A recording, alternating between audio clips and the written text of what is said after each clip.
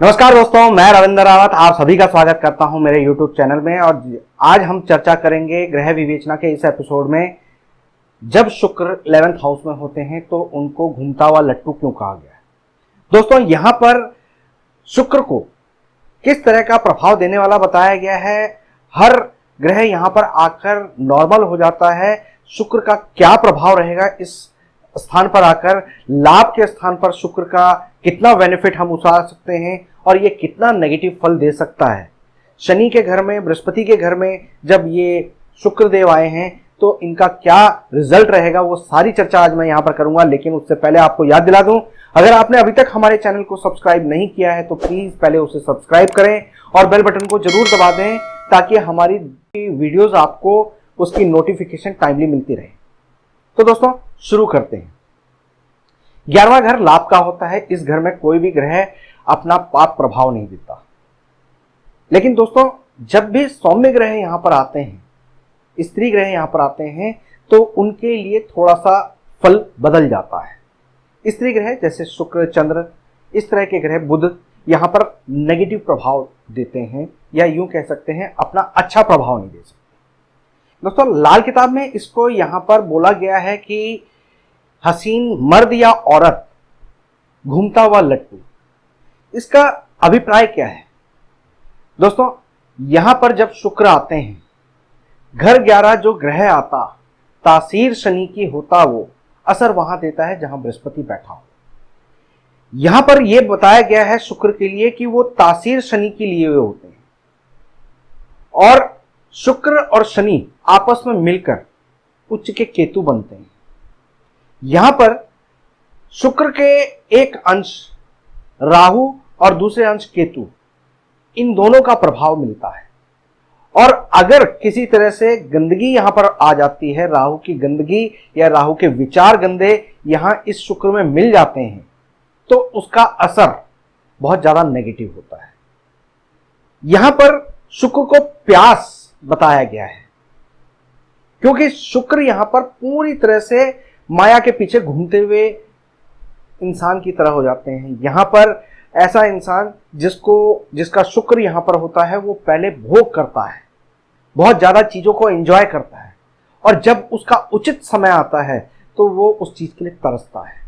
इसीलिए यहां पर कहा गया है कि जवानी में अपने विचारों पर कंट्रोल नहीं रखा, आपने केतु को खराब कर दिया अपने राहु के विचारों के द्वारा, तो उसका इंपैक्ट आपको आने वाले भविष्य में, जब आपका विवाह होगा, जब आपकी उम्र बड़ी होगी, जब आपका बुढ़ापा आएगा, उस समय यह शुक्र आपको नेगेटिव प्रभाव देंगे। शुक्र की नेगेटिविटी देखने के लिए आप देख सकते हैं कि ऐसा इंसान जब तक जवान होता है तब तक उसके इर्द गिर्द हर चीज स्वतः ही आती रहती है। शुक्र संबंध रखता है लग्जरीज से, तो उसको लग्जरीज आराम से मिलती रहती है। यानी जब बच्चा छोटा है, पढ़ाई के समय पर चल रहा है, जब उसको पढ़ाई पर फोकस करना चाहिए, उस समय उसको गाड़ी चाहिए, गाड़ी मिल जाएगी। उसे कोई और चीज चाहिए जो उसकी जरूरत के लिए है, उसको गर्लफ्रेंड बनानी है, उसको दोस्त बनाने हैं, उसको एंजॉयमेंट करना है, उसको विदेश जाना है, वो चीजें अपने आप रास्ते बनते जाएंगे अपने अपने दायरे के हिसाब से। लेकिन जब उसको एक्चुअल में इन चीजों की वैल्यू चाहिए होगी, जब उसको एक्चुअल में इस चीजों की जरूरत होगी, उस समय पर उसको ये चीजें नहीं मिल पाएंगी। यानी शुक्र जब 11वें घर में होते हैं तो ऐसे इंसान को अपनी जवानी पर कंट्रोल रखना चाहिए। उस समय पर उसको चीजें बहुत आसानी से मिल जाती हैं, भले ही वो अपनी हो या ना हो। उसके पास गाड़ी नहीं है मगर उसके दोस्त उसको गाड़ी प्रोवाइड कर देंगे। उसके पास ट्रेन की टिकट के पैसे नहीं है मगर जहाज से वो दोस्त उसको घुमाने के लिए ले जाएंगे। उसकी फ्रेंड, खासकर फीमेल फ्रेंड्स, उसको बहुत मदद करेंगी, उसको पैसा प्रोवाइड करते रहेंगे। पेरेंट्स उसको पैसा प्रोवाइड करेंगे, रिश्तेदार उसको पैसा प्रोवाइड करेंगे, उसके लिए हालात ऐसे बना देंगे कि वो अपने पथ पर बहुत आराम से चल पाए और जो उसकी स्टडी है उस पर कंसंट्रेट ना कर पाए। मगर जैसे जैसे उसकी उम्र बढ़ती है, ये चीजें धीरे धीरे छलावे की तरह आपके जीवन से हटना शुरू हो जाती हैं, और जब उसको पता चलता है कि ये सारी चीजें मेरे से निकल गई, तो अब मैं कैसे पाऊं इसको, उनके पीछे वो भागता रहता है और वो चीज उससे उतनी ही दूर चली जाती है। ऐसे लोगों को ये कहा जाता है कि माया के पीछे भागते हैं तो माया नहीं मिलती, और राम के पीछे भागते हैं तो राम नहीं मिलते। यानी ना तो वो भगवान के हो पाते हैं और ना वो माया के हो पाते हैं। यानी एक समय पर उनके जीवन में ऐसे हालात आ जाते हैं कि वो तब ईश्वर को पूजना पसंद करते हैं, अपने माता पिता को पूजना पसंद करते हैं, लेकिन तब उनको उन पर कोई विश्वास नहीं करता। और जब वो माया के पीछे भागने की कोशिश करते हैं तब उनके पास माया नहीं रहती। ऐसे हालात हो जाते हैं। इसलिए इस शुक्र वाले को, 11th हाउस के शुक्र वाले को बहुत ज़्यादा केयरफुल चलना चाहिए। अपनी जवानी पर, अपने सेक्स पर कंट्रोल रखना चाहिए, अपने चरित्र पर कंट्रोल रखना चाहिए, अपने जो सुख साधन हैं उन पर कंट्रोल करना चाहिए। क्योंकि आप ये समझ लीजिए कि अगर आपने इनको शुरू में कंट्रोल नहीं किया तो आने वाले समय पर जब आपकी शादी होगी तब आप, शादी हुई ना हुई एक जैसी स्थिति में होंगे। जब आपको पैसा चाहिए होगा उस समय आपके पास सिर्फ फोकी दिखावट होगी, लोगों के सामने दिखाने के लिए आपके पास बहुत बड़ा काम होगा, उसमें काम धंधा नहीं चलता होगा, घर का गुजर बसर नहीं चलता होगा। तो कहने का मतलब ये है कि पहले आप ऐश करेंगे, बाद में आपको तंगी झेलनी पड़ेगी। इसलिए आपको अपने चरित्र को, अपने जवानी को बहुत संभाल कर रखना है।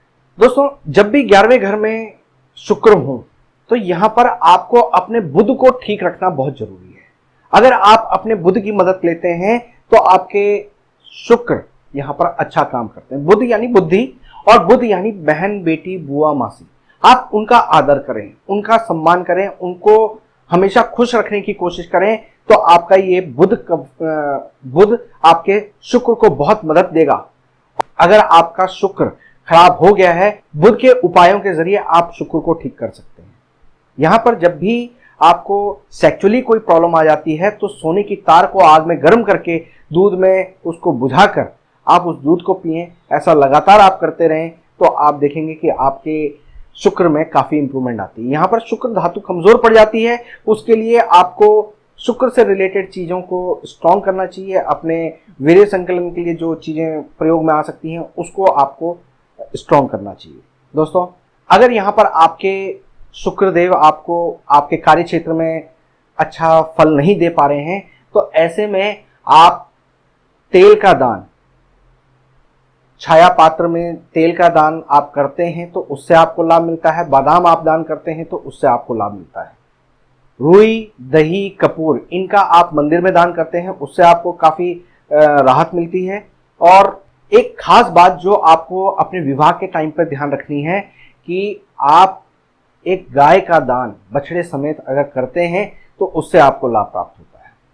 अगर आपकी शादी हो चुकी है और आप अब संतान के लिए परेशान हैं तो ऐसे में सोने की तार वाला जो मैंने उपाय बताया उसको आप फॉलो करें, और साथ में आप कोई भी गाय जो बछड़े समेत हो उसके बछड़े के पैरों में चांदी का कड़ा पहनाकर उन दोनों को आप किसी ब्राह्मण को दान करते हैं तो आपके लिए नए रास्ते बनते हैं। संतान रूपी जो धन है वो आपको पूर्ण रूप से प्राप्त होता है।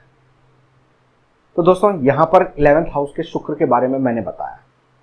उम्मीद करता हूँ कि इस वीडियो से आपको 11th हाउस के शुक्र के बारे में काफ़ी नई नॉलेज मिली होगी। अगर आपको कोई सवाल या डाउट होता है तो आप हमें कमेंट बॉक्स में लिख सकते हैं। अगर ये वीडियो पसंद आती है तो इसको लाइक और शेयर करें। फिलहाल मैं अपनी वाणी को विराम देता हूँ। नमस्कार।